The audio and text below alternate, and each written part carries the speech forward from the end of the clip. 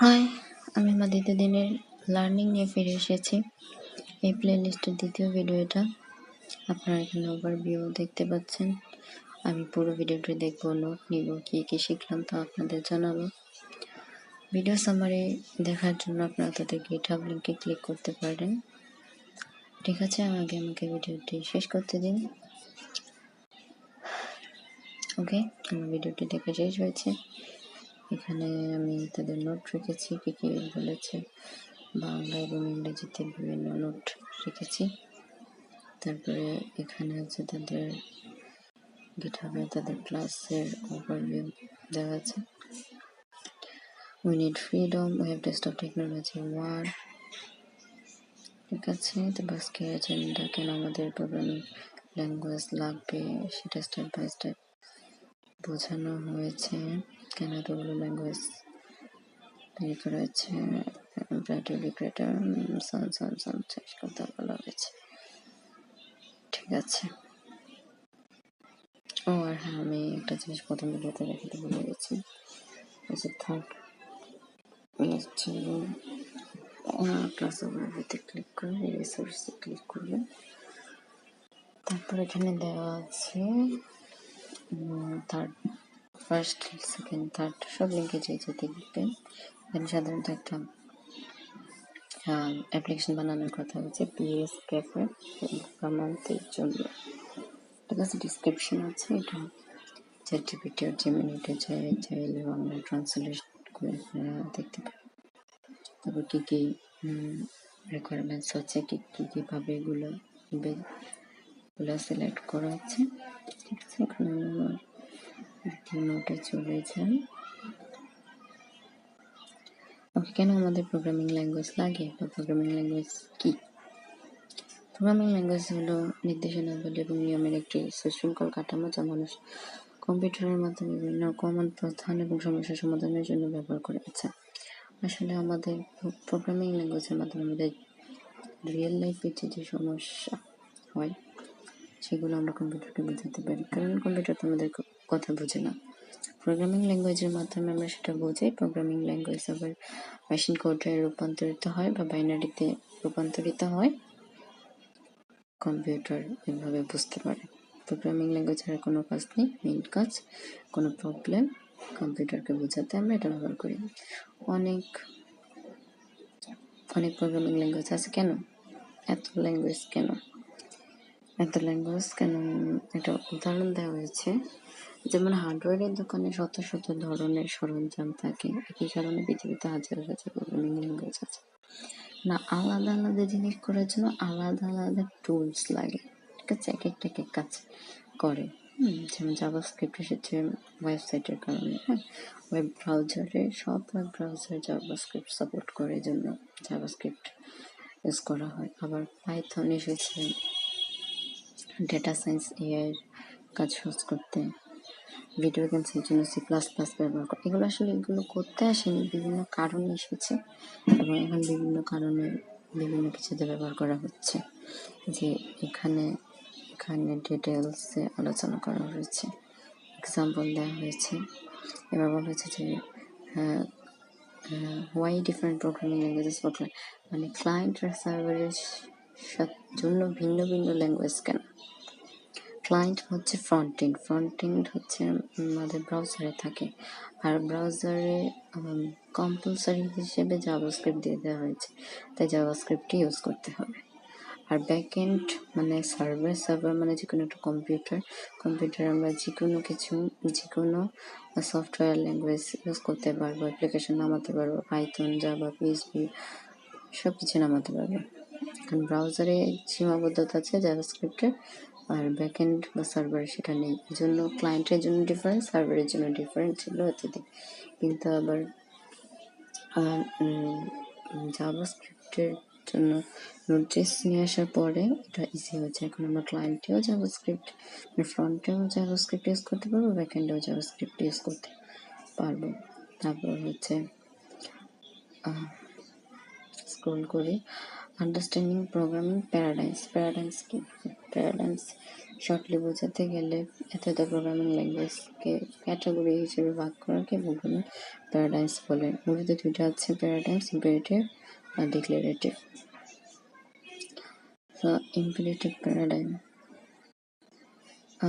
কিভাবে কিছুটা করতে হবে এটা বিস্তারিত বর্ণনা কম্পিউটারকে বুঝিয়ে দিতে হবে, কিভাবে কাজ করতে হবে। যেমন উদাহরণ হিসেবে বলা যায়, ধরুন আপনি আপনার বন্ধুকে চা বানাতে বলছেন, আপনি বলতে হবে কিচেনে যাও, চুলা জ্বালাও, কেটলিতে পানি দাও, চা পাতা দাও ইত্যাদি। কোডিং এর ক্ষেত্রে লুপ চালানো বা ভেরিয়েবলের মান ধাপে ধাপে পরিবর্তন করা এই পদ্ধতির অংশ। আর ডিক্লারেটিভ হচ্ছে কি চাই তার বর্ণনা দেন। কম্পিউটারকে ধাপে ধাপে কোনো নির্দেশ দেন না, বরং কি ফল চান, কি রেজাল্ট চান, শুধু সেটাই বলে দিতে হবে। কম্পিউটার নিজে নিজেই সেটা খুঁজে নেয় যে কাজটা সে কিভাবে করবে।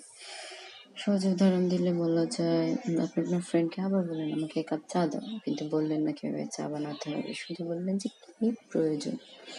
কোডিং এর ক্ষেত্রে সিকিউর ডাটাবেসের জন্য আর HTML CSS হলো ডিক্লারেটিভ। যেমন CSS আপনি শুধু বললেন যে কালার ব্লু, ব্রাউজার কিভাবে ওই টেক্সটকে নীল করবে সেটা তার ব্যাপার। এখন ইম্পারেটিভ প্যারাডাইমের আরো দুইটা টাইপ রয়েছে, একটা হচ্ছে প্রসিডিউরাল, একটা হচ্ছে অবজেক্ট ওরিয়েন্টেড। প্রসিডিউরাল এখানে ছোট ছোট অনেকগুলো কাজ বা প্রসিডিউর নিয়ে ভাগ করা হয়, অনেকটা টু ডু লিস্টের মতো লম্বা। আর অবজেক্ট ওরিয়েন্টেড প্রোগ্রামে এখানে কোড লেখা হয় বাস্তব জগতের কথা চিন্তা করে, এখানে সবকিছুকেই এক একটা অবজেক্ট বা বস্তু হিসেবে ধরা হয়। এই পদ্ধতিতে আমরা শুধু কাজের ধাপ নিয়েই ভাবি না, বরং এই কাজটা কে করছে বা কার উপর করা হচ্ছে তা নিয়েও ভাবি। ডিক্লারেটিভ প্যারাডাইমের মধ্যে 4টা পার্ট রয়েছে। এর মধ্যে লজিক আর ম্যাথমেটিক্যাল আমাদের লাগবে না, আমাদের এখন দরকার ফাংশনাল আর রিয়েক্টিভ প্রোগ্রামিং। ফাংশনাল প্রোগ্রামিং অনেকটা অবজেক্ট ওরিয়েন্টেডের মতো, কিন্তু অবজেক্ট ওরিয়েন্টেডে যেভাবে ডিটেলস ইনস্ট্রাকশন লেখা রাখি একটা গ্রুপের জন্য, সেটা আমাদের জন্য এখানে কেউ না কেউ আগে লিখে রেখেছে, আমাদের কাজ হচ্ছে জাস্ট কি করতে হবে সেটা কল করা। ডিক্লারেটিভ প্যারাডাইমের বেলায় একটা জিনিস খেয়াল রাখতে হবে যে আমাদের জন্য ইনস্ট্রাকশন কেউ ইম্পারেটিভ ওয়েতে লিখে রেখেছে, ইম্পারেটিভ ওয়েতে লিখে রেখেছে, শুধু আমরা ইউজ করবো, সেই জন্য একে ডিক্লারেটিভ বলে। এখন আসি রিয়েক্টিভ প্রোগ্রামিং এ। এটা মূলত ডাটা এবং ইভেন্টের প্রবাহ বা ফ্লোর উপর ভিত্তি করে কাজ করে।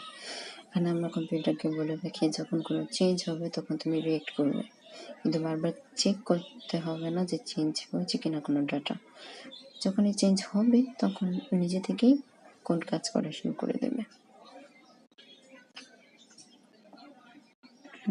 এখানে আমার এখানে অনেক লিঙ্ক দেওয়া আছে বিভিন্ন উইকিপিডিয়ার, আপনারা চাইলে সার্চ করে গুগলে উইকিপিডিয়াতে যে মিনিটে আরো ডিটেলস জানতে পারেন। ওকে, কম্পাইলারের উপর ভিত্তি করে আবার 3 ধরনের প্রোগ্রামিং রয়েছে। এটা হচ্ছে কম্পাইলড, ইন্টারপ্রেটেড আর জাস্ট ইন টাইম। কম্পাইলড হলো আমি যে কোড লিখেছি সেটা পিওর মেশিন কোডে রূপান্তরিত হয়ে যাবে। মেশিন কোড বলতে বাইনারি কোড। কম্পাইল ল্যাঙ্গুয়েজগুলো বেশি বেশি ফাস্ট হয় অনেক, যেমন C, C++, এরা হলো কম্পাইলড ল্যাঙ্গুয়েজ।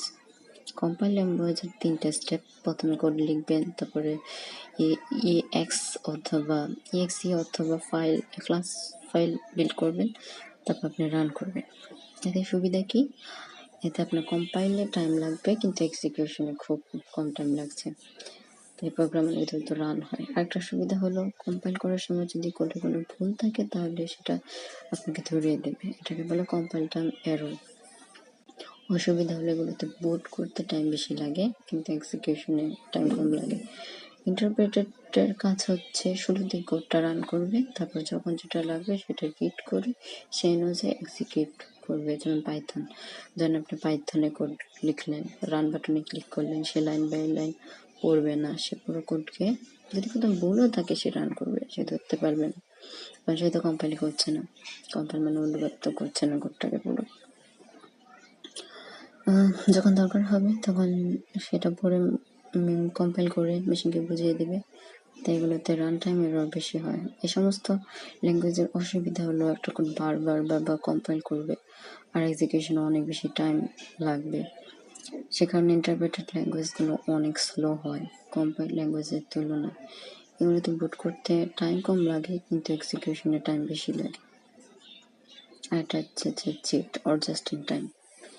এটা কি করে, ফাইলটা ইনস্ট্যান্টলি রিড করবে, এরপরে যখন যা দরকার হবে তখন সে ইন্টারপ্রেট করবে না, সরাসরি কম্পাইল করে মেশিন কোডে রূপান্তর করে ইউজ করবে। তাহলে কোডগুলো থেকেই যাচ্ছে, বারবার কম্পাইল করতে হচ্ছে না, আমি রিইউজও করতে পারছি। এটা হচ্ছে বেসিক কনসেপ্ট।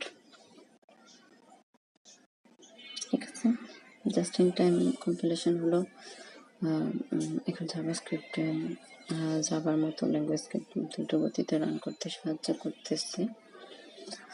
জাস্ট ইন টাইমের সুবিধা হচ্ছে ইন্টারপ্রেটারের মতো দ্রুত কাজ শুরু করে। প্রোগ্রাম যখন রান হতে থাকে তখন পর্দার আড়ালে থেকে সবসময় নজর রাখে।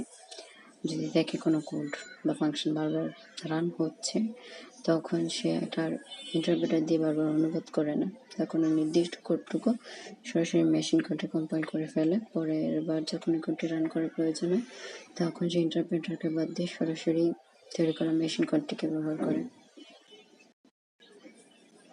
ঠিক আছে, লেকচার শেষ। আজকের জন্য এইটুকুই। আমার সাথে থাকার জন্য আপনাদের অনেক অনেক ধন্যবাদ। আমার প্রোগ্রেস দেখতে আমার চ্যানেলটা সাবস্ক্রাইব করে রাখুন।